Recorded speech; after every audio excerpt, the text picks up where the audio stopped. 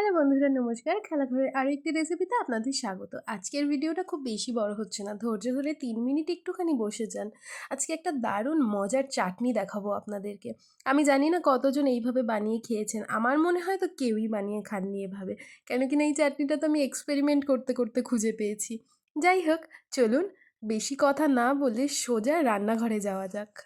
এখানে নিয়ে নিয়েছি একটা ফ্রাই প্যান, আর ফ্রাই প্যানের মধ্যে দিয়ে দিয়েছি 4টে এরকম মোটা মোটা কাঁচা লঙ্কা। এই লঙ্কাগুলো কিন্তু প্রচণ্ড ঝাল, আর চাইলে আপনারা পুরো রান্নাটা কিন্তু শুকনো লঙ্কা দিয়ে করতে পারেন। এতে স্বাদ যা হবে না, মানে দুর্দান্ত এক কথায়। যাই হোক, আর দিয়ে দিয়েছি খানিকটা রসুন, আর দেবো এখানে সেই মানে প্রচণ্ড স্বাদের জিনিস, শীতের রাজা ধনেপাতা। আজকে ধনেপাতাটা কাটা বাটা দেখালাম না, কেন কি না ধনেপাতা কাটতে তো আপনারা সবাই জানেন, তাই অযথা সময় নষ্ট করে তো লাভ নেই। দেখুন এখানটাতে সমস্ত রসুন আর লঙ্কাগুলো ভালো করে লাল লাল করে ভাজা হয়ে গেলে এতে অ্যাড করে দেবো ওই জিনিসটা, কেটে রাখা ধনেপাতাগুলো। এখানে ধনেপাতাগুলো কিন্তু শুধুমাত্র ওই ধনেপাতা যে ধুয়েছিলাম যে জলটা ছিল, ওই জলটা কিন্তু শুকিয়ে নেওয়ার জন্য।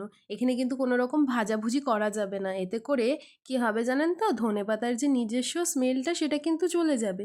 যাই হোক, আপনারা কি খেয়াল করেছেন আমি কিন্তু রান্নাটাতে কোনো রকম তেল ব্যবহার করিনি, এবং কি অপূর্ব একটা কালার দেখাচ্ছে দেখুন, মনে হচ্ছে কপাত করে খেয়ে নিই। যাই হোক, আমার হালকা করে ভেজে নেওয়া হয়ে গিয়েছিল। এরপর আমি নিয়ে নিয়েছি একটি মিক্সি।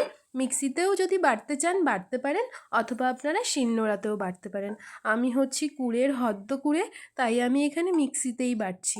আর একটা কি জানেন তো, এখন শীতকাল, জলে হাত দেওয়া মানে কারেন্টে হাত দেওয়ার সমান, তাই আমি ভয়ে আর শিলনোড়া ময়লা করিনি। মিক্সিটাতে অল্প জল দিয়ে ঘুরিয়ে নিলেই হয়ে যাবে পরিষ্কার, তাই আমি মিক্সিটাকেই বেছে নিয়েছি।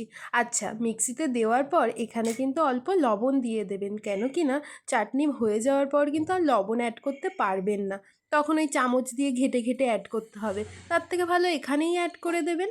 আর অ্যাড করে দেবেন একটা গোটা লেবু। এই লেবুটার কারণে কিন্তু এর স্বাদটা আরও খুলবে। যাই হোক, এখানটাতে মিক্সিতে বেটে নেব আমি। আচ্ছা, আপনাদের একটা কথা বলে রাখি, যদি মনে করেন শিলনোড়ায় বাটবেন, তাহলে শিলনোড়ায় কিন্তু বাটতেই পারেন, এতে করে আরও বেশি টেস্টি হবে। কেন কি জানেন, মিক্সিতে যখন আমরা কোনো কিছু বাটি, মিক্সির একটা নিজস্ব হিট থাকে, খাবারের স্বাদ সে পরিবর্তন করে ফেলে সেই হিটের কারণে। তাই যদি আপনারা শিলনোড়ায় বাটেন, তাহলে অথেন্টিক স্বাদ পাবেন। আর একটা কথা কি জানেন, আগেকার দিনে গ্রামের মানুষের রান্না শিলনোড়ায় বেটে করা হতো, তাই এত বেশি টেস্টি হতো। যাই হোক বন্ধুরা, আমার আজকের বকবক এইটুকুনি। যদি ভালো লেগে থাকে চ্যানেলটিকে সাবস্ক্রাইব করবেন, আর চ্যানেলে যদি নতুন হয়ে থাকেন লাইক কমেন্ট শেয়ার করতে কিন্তু ভুলবেন না। দেখা হচ্ছে আরেকটি নতুন রেসিপির সাথে। ততক্ষণ সুস্থ থাকবেন, ভালো থাকবেন, এবং আমার এই ক্ষুদ্র চ্যানেলের সাথী হয়ে থাকবেন।